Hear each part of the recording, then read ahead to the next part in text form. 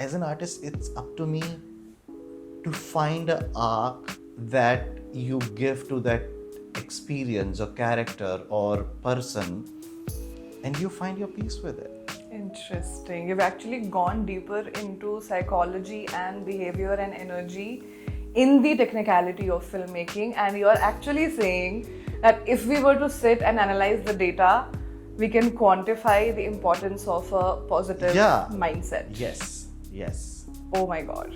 Exactly same. Oh my god, we are like connecting on different zones. And it's not scripted. It's We not. have not talked about Yeah. this. Because to me, I was not writing. I was having a conversation with the plants and the stars, and they were talking back to me. Yeah. Even if there's a heartbreak, let's sit with it for a while, right? But then you get up and either make movie about it or write poem about it or do a painting, whatever is your form of art. It's aligned very well with the thought that we had in Voice of Artists. That Voice of Artists is a place, it's a world where art is above chart. Yeah. And also that's the power of dreaming, and that's the power of storytelling. So I keep telling all the storytellers, all the artists rather, go and explore and give your art a form, because stories or paintings or song or whatever the form of art you do, it shouldn't go to grave with any artist.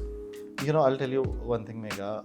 So I'll tell you one thing. That's a good question. Hold on. We are going really deep. So Tushar Tyagi, rather Tushar, is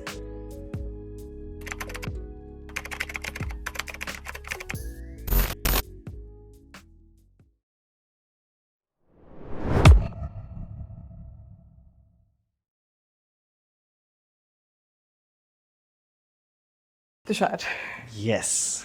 we are in Mumbai. Yes. This is 2024. Can I ask you to close your eyes for me? Just take a deep breath. Go back to your childhood for me. Choose the year that you want. Okay. Are you feeling it? Are you feeling yourself? Yes. Tell us how you saw life at that age. Wow. So that is a very good question and very deep. So I'm gonna go in a little bit detail. I never thought life would turn out the way it has. It has turned out, I don't want to say better, because better is a word that you can compare. I had never thought of that life can turn out so beautiful. It was never in my wild imagination that I would get to live a dream that I'm living, which is being a filmmaker. Because my father was in government job, so I have done schooling from almost 6 schools. And by the time I was about to make friends in school, it was the time for me to leave. So Megha, for me, I was bullied. I was never picked in any of the teams, and I never had friends growing up.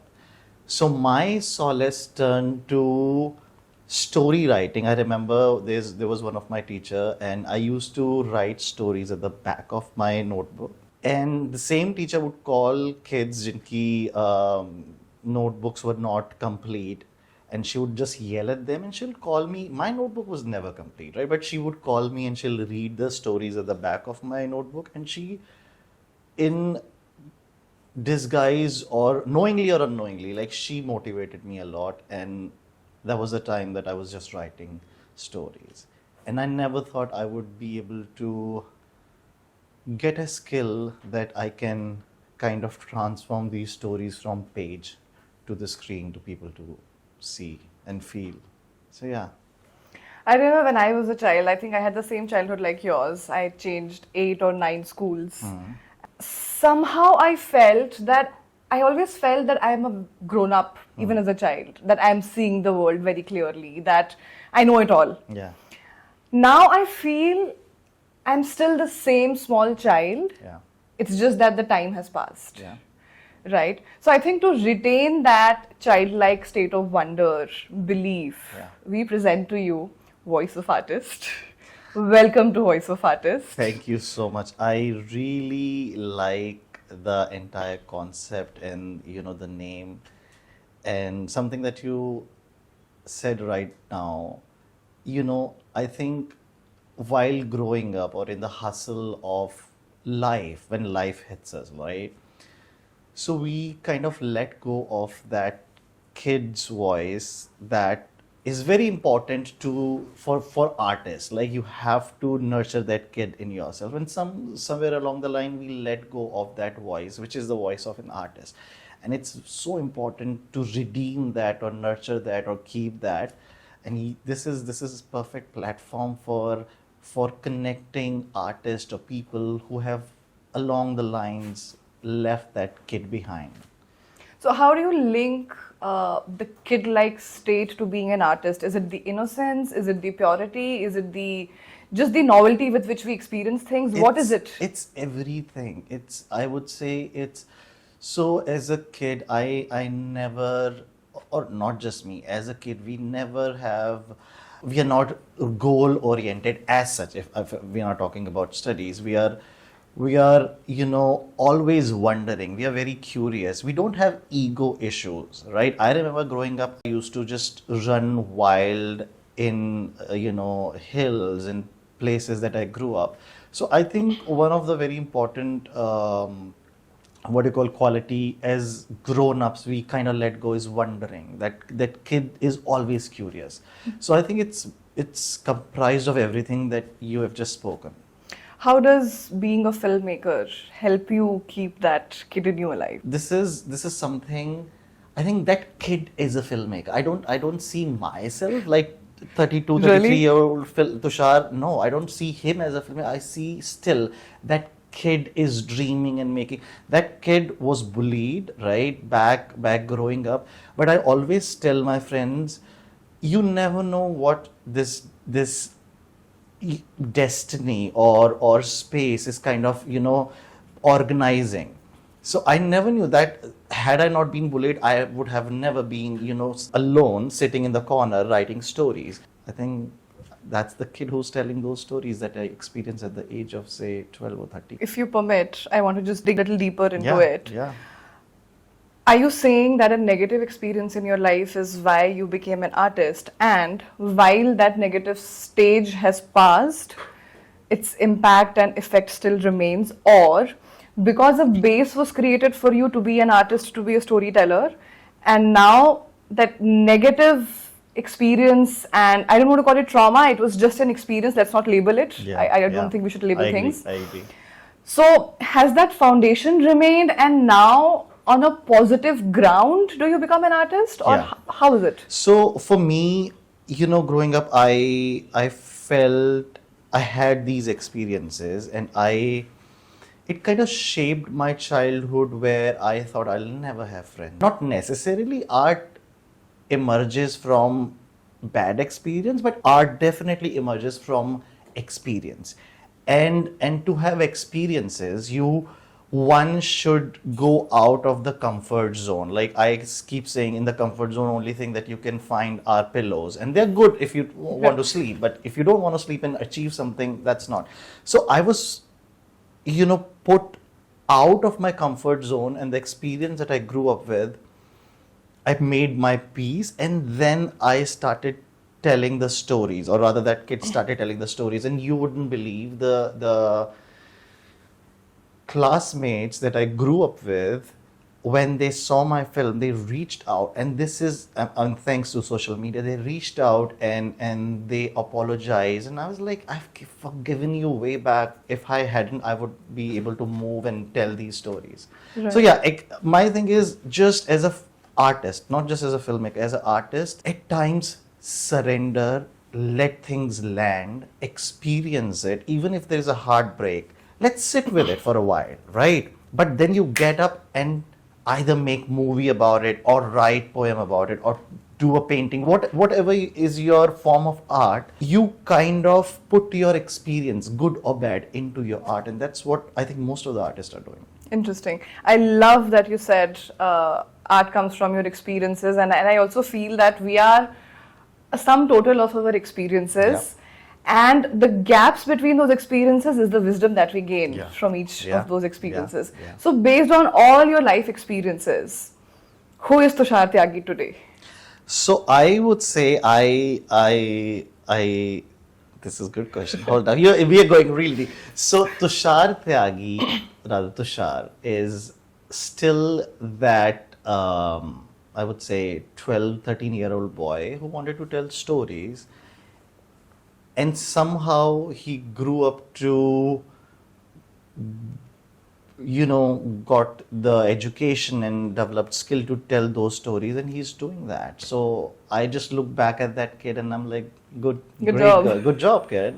Thanks for dreaming. I mean, Yeah. I exist because my childhood dreamt. Right.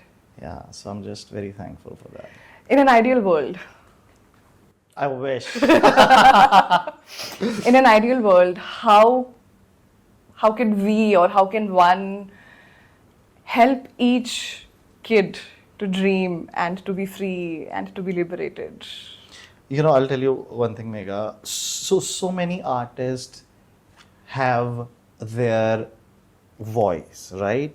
But they don't know how to kind of amplify it. And that's where we come. That's where, voice of artist comes, to kind of help them navigate through so much of smoke that's out there, right? Sometimes there are not enough platforms. Sometimes the artist is lacking he or she has amazing form of art and expression, but they don't have confidence to go out and just present it the way it is. So I think just being there, talking, and boosting the confidence, giving them platform. I think these are a few basic things that can help emerging artists. So it's not even about. Can I tell you one thing? I've been making films for 13 years now. Even till today, before starting a film, one day before, I feel so sick and I kind of want to throw up.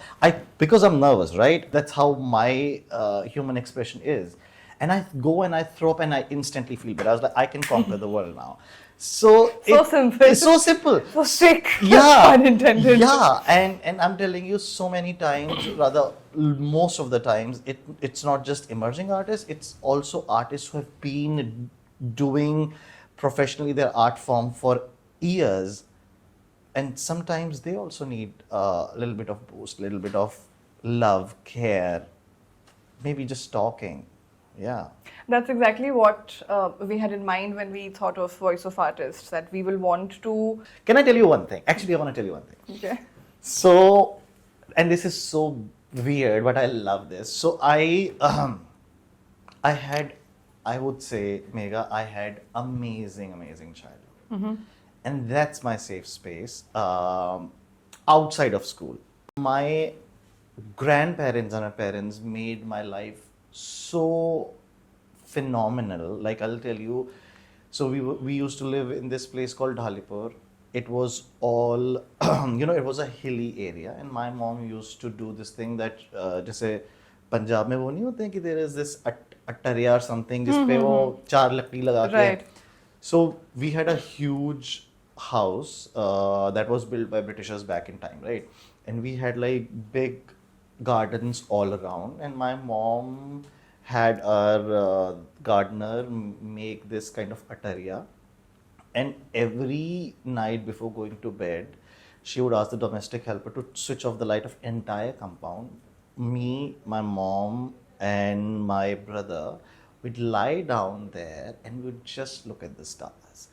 So, and I'm still that person. Like plants make me happy, right? Watching stars make me happy, and birds make me happy. Like that is the kid that we are speaking to right now. So I'm very happy. I'm very relaxed. I'm so glad that you mentioned this, because one of the earliest memories that I have of identifying myself as an artist is just this. I was sitting in a jhula outside our service quarters, and there was this huge palm tree, and I would see the shape of those leaves coming out, like how this is. Yeah. And against the backdrop of dark sky with stars. And I would talk to them. Yeah. And I don't remember, Tushar, how it happened, but I wrote 7 pages. And that's when I realized, okay, I like writing. Wow. And I don't know what I wrote, because to me, I was not writing. I was having a conversation with the plants and the stars, and they were talking back to me. Yeah.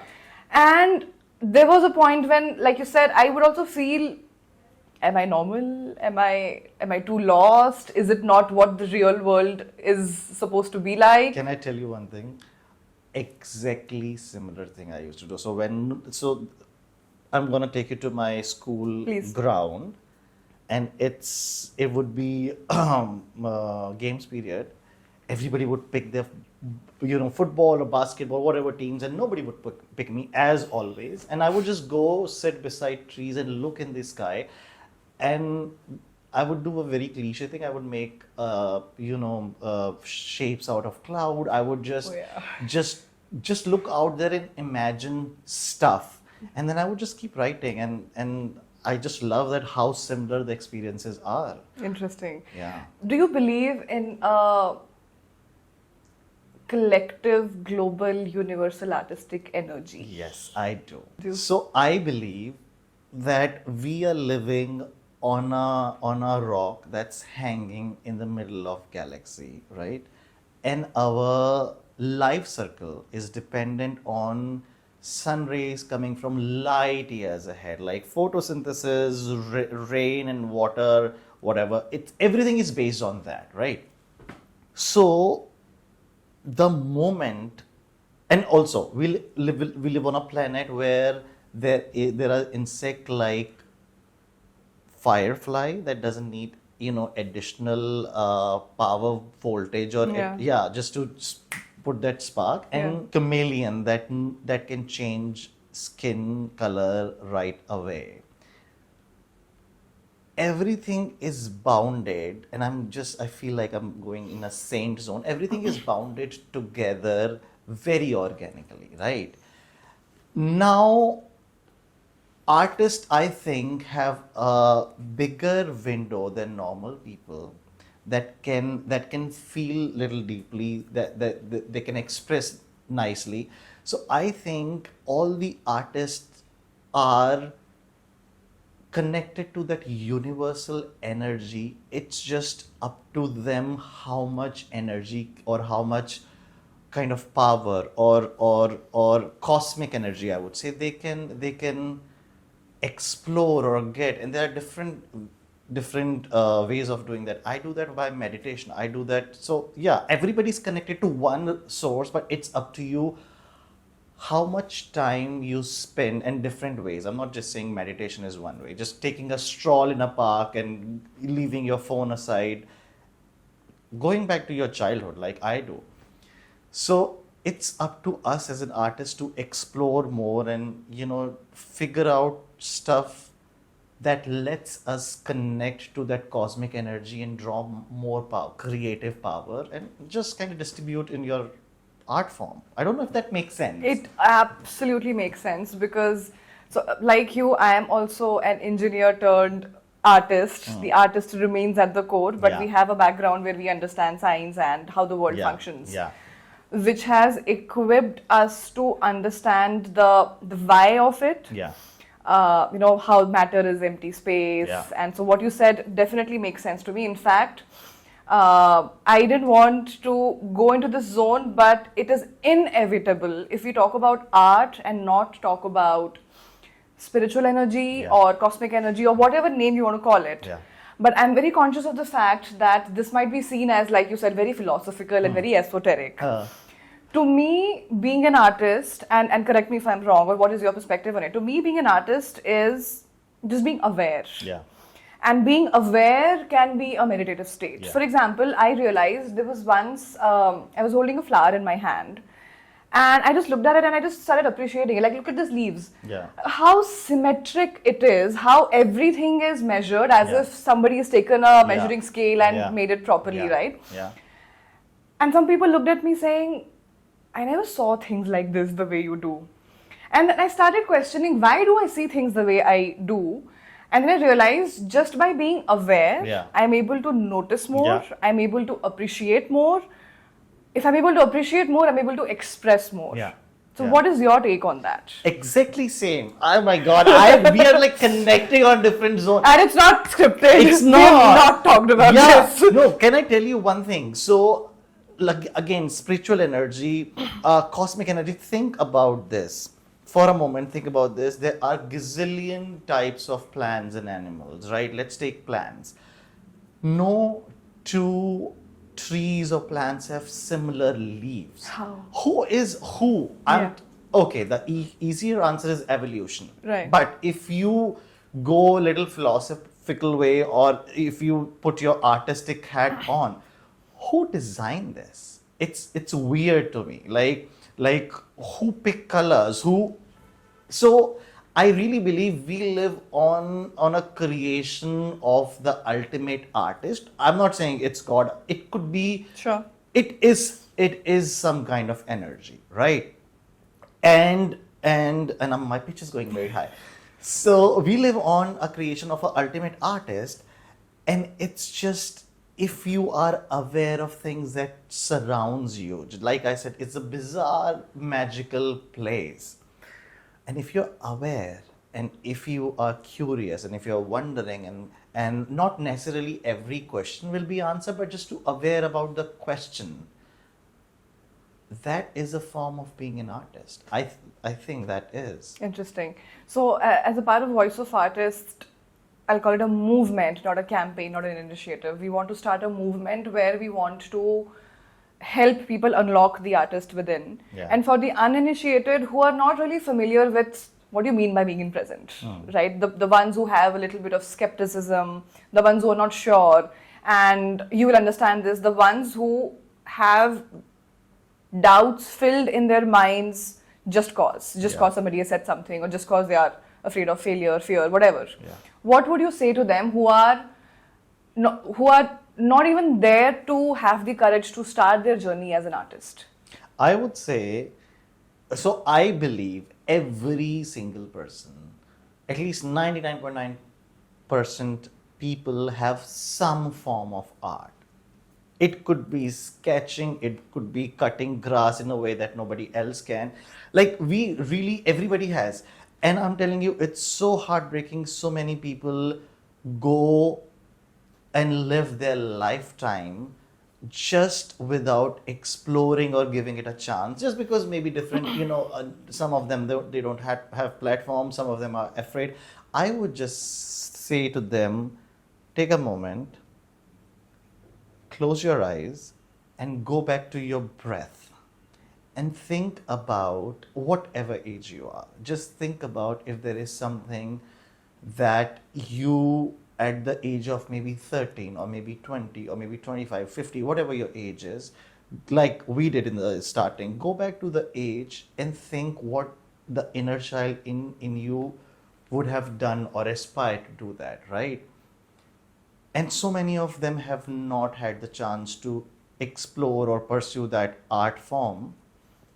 I would just say, would you, once you are taking your final breath and closing, this experiential journey to this rotating piece of rock, would you like to go satisfied that, I wanted to do this, I did try, I succeeded or I did not, right? That's not the thing. The thing is that you went for it and you know your answer. So you will breathe out your soul satisfied. I did try it and this is my answer. I would hate people to go unsatisfied. Had I done this at that very age, what would have been my answer?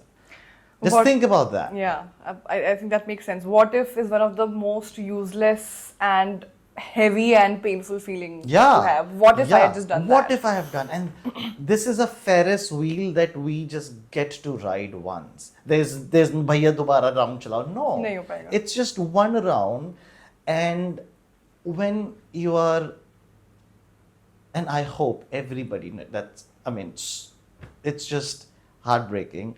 So many people, when they are finally saying goodbye to their loved ones, so many of us, so many of people out there, they're like, I wish I had spoken to this kid or this friend.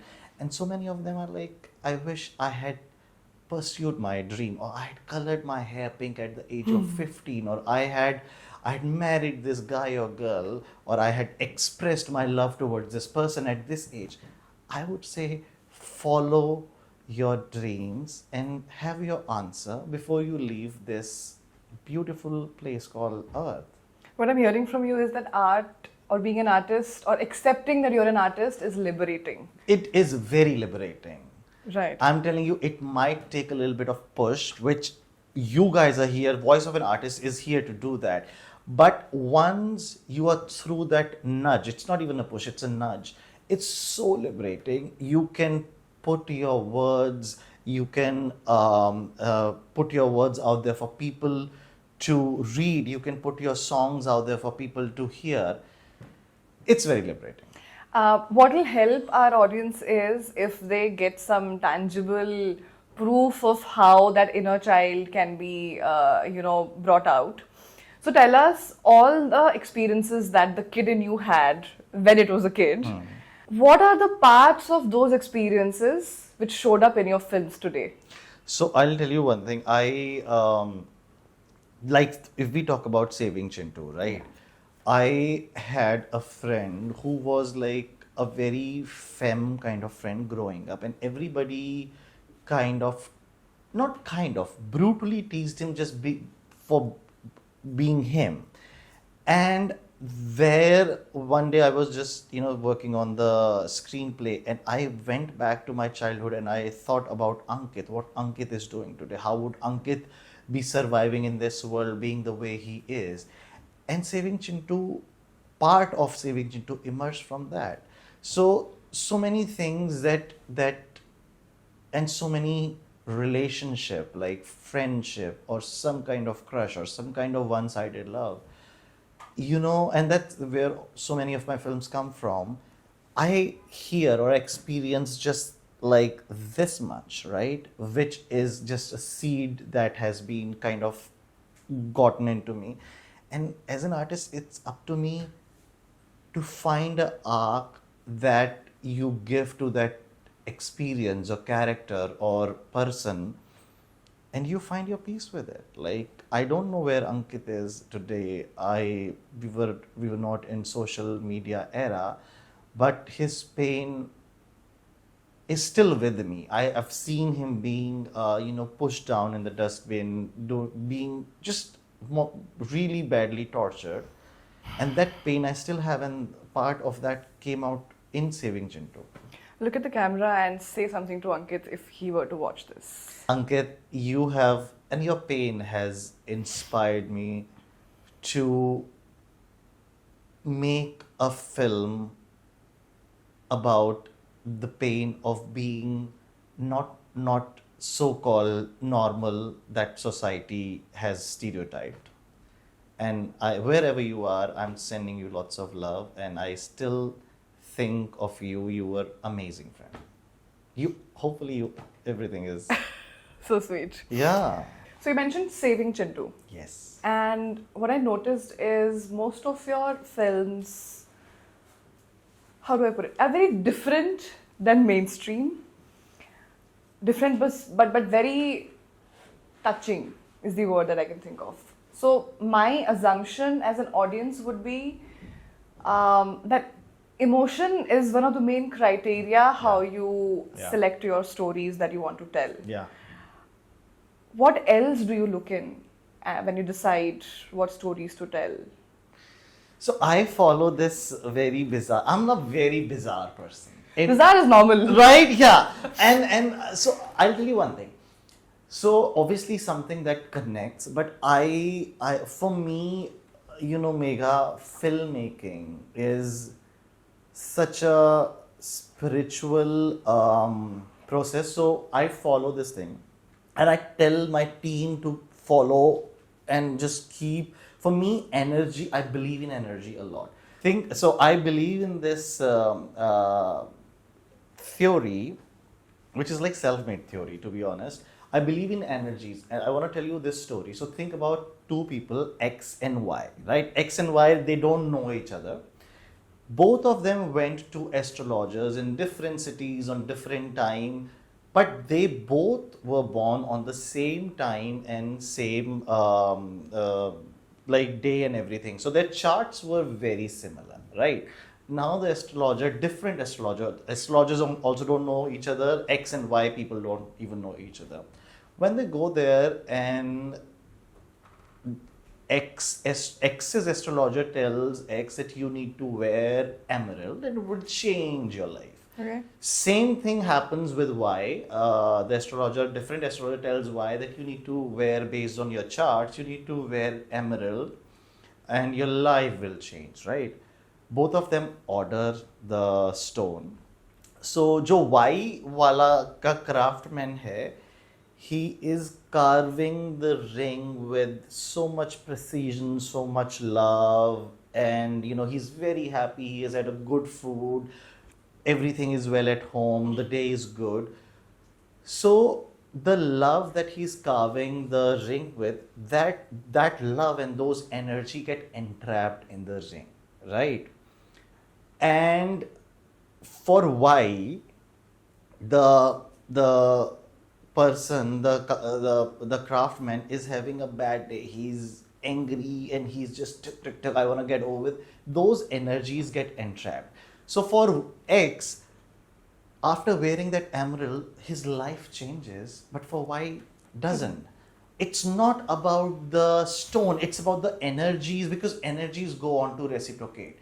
So that's one of my thing, that something that connects. I sit with it, I let it brew, and I write with a lot of love, take my time. I take good amount of time in writing screenplays, and once I get on set, I tell my team, no matter what happens, if you are having a bad time, bad day, whatever, go on the side, take a couple of deep breaths, come back. No yelling on set, because I don't want bad energies going in my project, because so many times we talk about films that such an amazing film but didn't do well. Let's take a look and see how was the set culture. Interesting. You've actually gone deeper into psychology and behavior and energy in the technicality of filmmaking, and you're actually saying that if we were to sit and analyze the data, we can quantify the importance of a positive mindset. Yes. Oh my God. So that's something that I firmly believe in. That's amazing. Your films have won so many awards, and I'm not even going to go in a mental Wikipedia and list down things. Those who want to see, they can see, search for Tushar Tyagi and they'll find it. But my question to you is, what is the most prestigious for you and why? So I'll tell you, awards come and go and they stay on your altars. You once in a while you clean them. But for me, the greatest award was, when Saving Chintu was in festivals.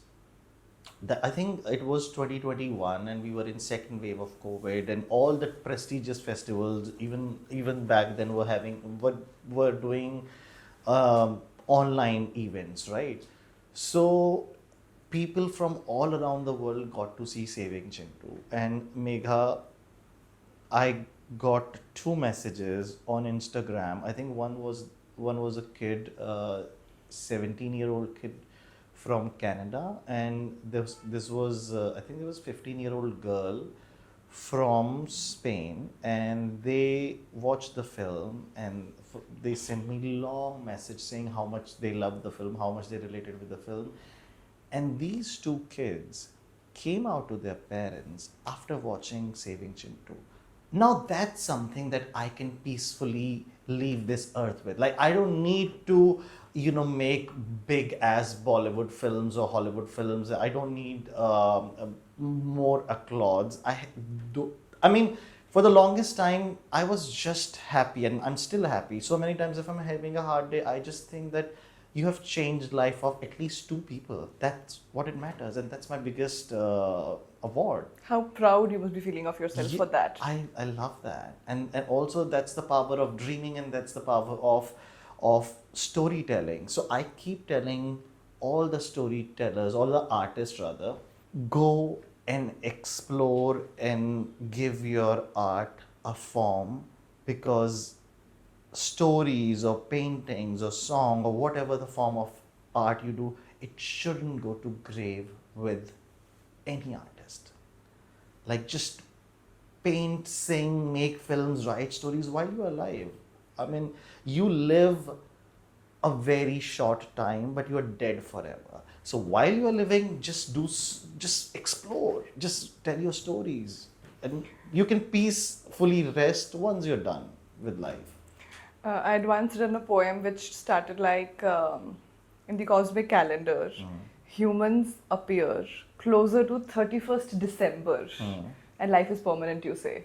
A permanent job, a permanent tattoo in a body that's already dying. Yeah, yeah. So the creation will remain in the air, creator won't remain. Yeah. So what is permanence, what is impermanence? It's just universal energy which just stays. Yeah. And yeah. we can just contribute to it in whatever way we can. Can I tell you another bizarre theory of mine? So I see, so this time and space, let's think about as a dark tunnel, right?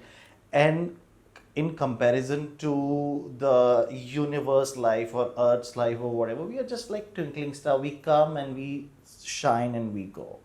But artists have this superpower that we come as any other human being, we shine and we go, but our art is always shining in a place forever as a placeholder. Wow. So yeah, It goes back to energy. it goes back to energy.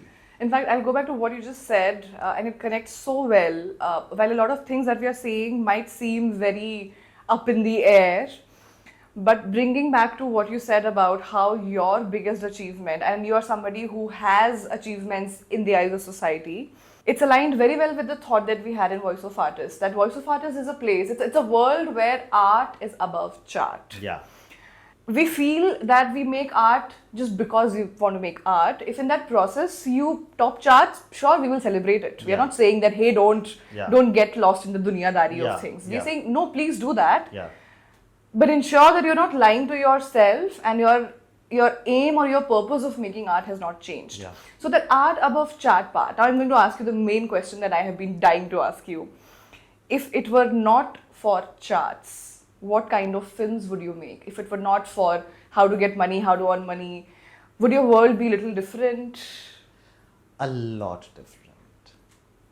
See, I love this line, art above chart, because so many time we are like, as an artist, we should be able to express freely, but we live in in a society where everything is transactional, and art has now become transactional. If we were living in an ideal world, I would be making much more films like my short films, because there is a little risk, so there's a little money involved, so that's a format that I can explore my art without worrying about the chart. I would be making features and series about things that matter, that really, really matter. And I would be doing a lot more art house cinema, kicking the commercial, shit to the curb. And I would literally shower in art and make things and make film that, take people and audience to places that's where just art exists. None of the commercial stuff. So what would you say to the mainstream filmmakers? I would say start putting some money towards whatever you are earning, right? Please help one indie filmmaker in your lifetime. That would be biggest achievement for you and for an indie filmmaker. Because commercial cinema, I'm not saying all commercial cinema is bad, but majority of it is like very cringe. Unfortunately for indie people, they make a lot of money, right? But if they can say allocate 0.1% of their profits towards artistic cinema or indie filmmakers, that would be real achievement for the sake of art. In fact, that segues very well to my next thought that I had. Art as a mirror of society and diversity. What's your views on that? And is that what separates commercial filmmakers and indie filmmakers? I think I see art and society, both of them, as a seesaw. As in, like, art is forming and shaping the society, and society is forming and shaping the art at the same time. Right. Right? So, going back to your question, which I've completely forgotten, I'm still back in the on. Go back, no problem, whatever comes to your mind. My question was basically, is art a mirror of society and a diversity, or should it be? And is that what separates commercial cinema and independent cinema? So I would say definitely. I mean, like I said, I see society and what do you call the cinema as, I would put it in a way of diamond, because it reflects, but also these are two diamonds which are forming and cutting. Like, society is forming and cutting art, and art is forming and cutting cinema at the same time. The main difference between indie and commercial cinema is, in indie, you don't have to worry about using the same formula that has been working from, say, past 10 films, because it's tried and tested formula. You have a liberty to fail.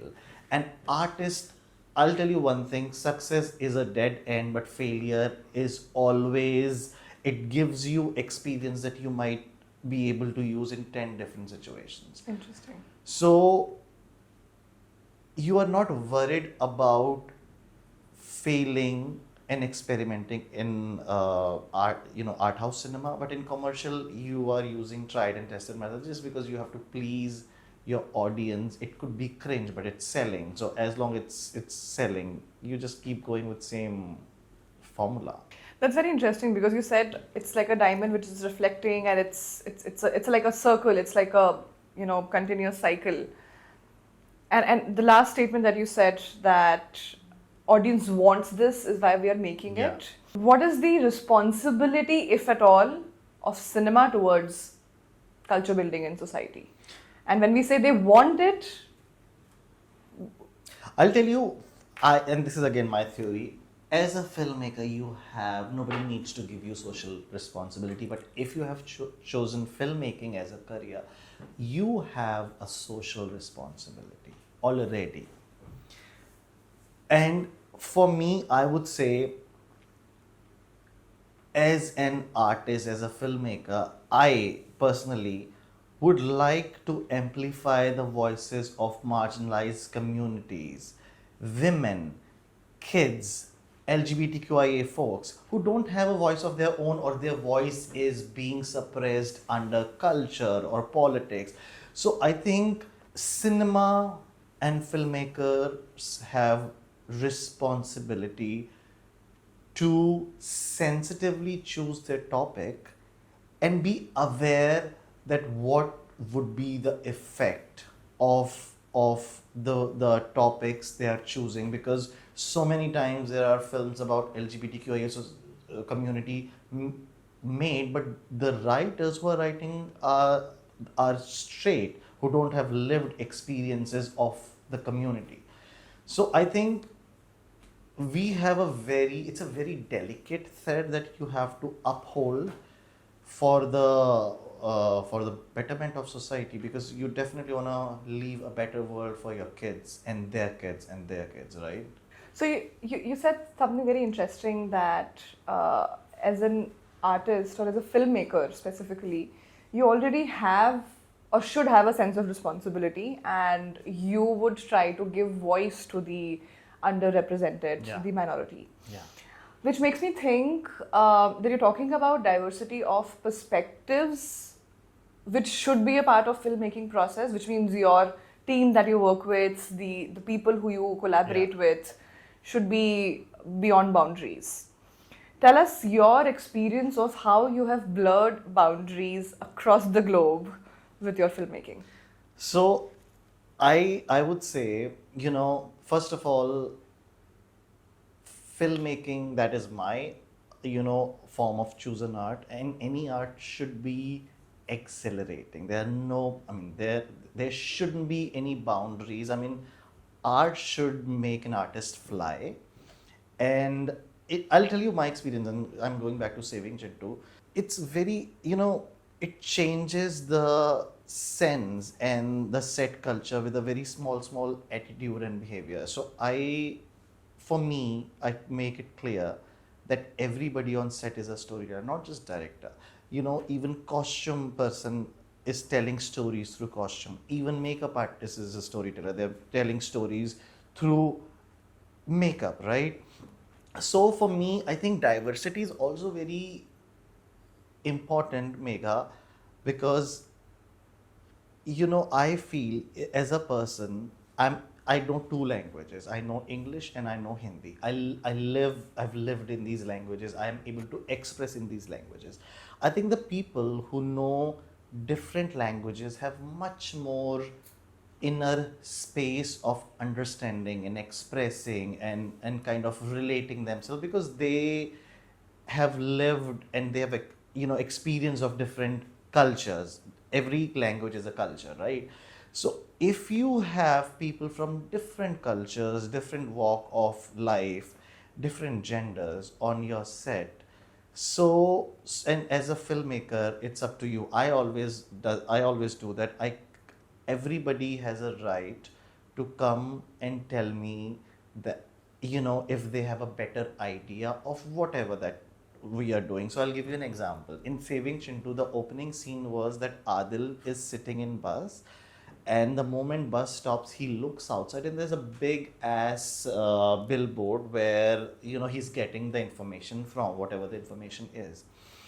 And on the day of shoot, you know we were shooting and it started raining, and the billboard that we spent 30,000-40,000 on, it was wet as hell, and half of the information was kind of, because it was painted, it was washed away. And now we are trying to figure out how to give Adil and audience this information without saying, without using a dialogue. So my production designer, she comes to me and she's like, Tushar, it's very common practice in India that there are a lot of advertisement done on the bus. Right. And I love that idea. And that's because I told my team that, if we are trying to problem solve and if you have a solution, please come and communicate with me. And I was like, because as a filmmaker, you as a captain of the ship, it's up to you to at least create a space to hear different ideas, and it's up to you if you want to take one or leave it, right? And I was like, let's do it. And it came out so beautifully and it's so organic. The moment Adil is getting off the bus, you see the entire thing that we were trying to see, we spent 40 freaking thousand on. So I think diversity is important, and also giving that authority on set to your fellow artist is very important. That is so beautiful, because we earlier talked about how through Voice of Artist we want to unlock the artist within everyone, whether they are in a 9 to 5 job, whether they are a housemaker, homemaker, anything. But through Voice of Artist, we also want to help the actual artists who are full-time artists reach the next level. Yeah. Artist 2.0, as we would want to call them. Yeah. Clubbing this fact with the expanse of folk artists that we have in this country, who might not have got the platform or who might not have the courage or avenues to even come out and what you were mentioning, not even record, nothing exists. Yeah.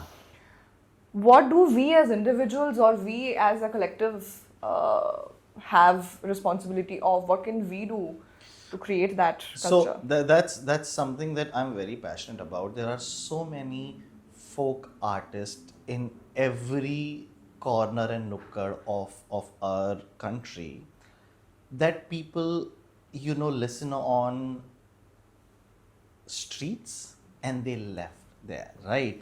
Nobody is investing time and energy and platform to record them so that we have a record of their form of art. and I'm very passionate about this because this is generational. This is coming from generation and generation. So I think a good start would be to kind of set up a team for research and kind of research who in which part of India, like in Rajasthan and Bengal and UP, these performers are performing on streets or in different cross section, and just maybe go there and have them recorded so that they have a recorded art form that is accessible to masses, maybe on YouTube, maybe on channel of voice of artists, on Instagram, on reels. And you never know, they could be 60 entire life, they didn't think that they could have that kind of audience, but one reel or one video changes their life. Since you talked about social media, I'm very curious to ask you, what kind of content do you consume? Oh my God. Can I tell you one thing? It completely depends on my mood. I have these saved folders. You have like the Yeah. albums. So I have film frames, references, interesting people with good, stories. And then I have this meme culture. I'm telling you, if I'm having a bad day, I just cringe watch this reels. Yeah. And we laugh, and we have this क्या कहते हैं, Instagram पे I've made this the group chat which is called family meme group. Okay. And everybody's like, my family is sending crazy memes to each other. It's just, I have different groups. I have a film recommendation group with a couple of my filmmaker friends, so we keep sending reels of film. So it completely depends on the mood. So does your director or filmmaker lens ever switch off? I don't think so. I'm telling you, it's always on, and people, my friends, my childhood friends, couple of them, when we meet, they've stopped watching films with me because I'm always discussing. It's like, oh, I love the camera movement. Oh, this the color palette I like. Or so they're like, fuck off. So how do you enjoy films? I mean, is it? I enjoy a lot more because now this is something that's at times I have to turn off my filmmaker brain off and just receive the cinema as it's coming to me. So many times I don't, but I enjoy when I'm seeing a scene. Like, I enjoy just thinking what went into making this piece of art. I know exactly where camera is. I know, it's much more immersive, I would say. Right. What would you say to the audience, a general layperson, not man? How should one see or appreciate cinema? Like, how should they appreciate cinema? Yeah. Just go. Is there a way of watching cinema, or just feeling it? I mean, I would just say go and consume cinema however you can. Like, not everybody. Like, I want to tell you one thing. So we have a driver called Rahul who has been with us for 8 years, and this guy recently told me he's almost 33, and he told me he's never been to a film theater. wow. And I was, Megha, I had a shock of my life. I was like, you've been with us 8 years, you never told me. I was like, you keep telling that you're going out on a date with your girlfriend, where do you guys go? He's like, but we never see film. I was like, you work for me, I'm in film. So I got him this PVR pass, and I'm telling you, I have got him a bug of watching films. Now he sends me on WhatsApp whatever the films he's watching. So I think just take your friends to film, take your domestic helpers, take your gardeners, take your press wale ki bacche to films. That's so and beautiful. that's how you, I mean, it's a window to different world, right? We go and see Avatar. We have never seen that world.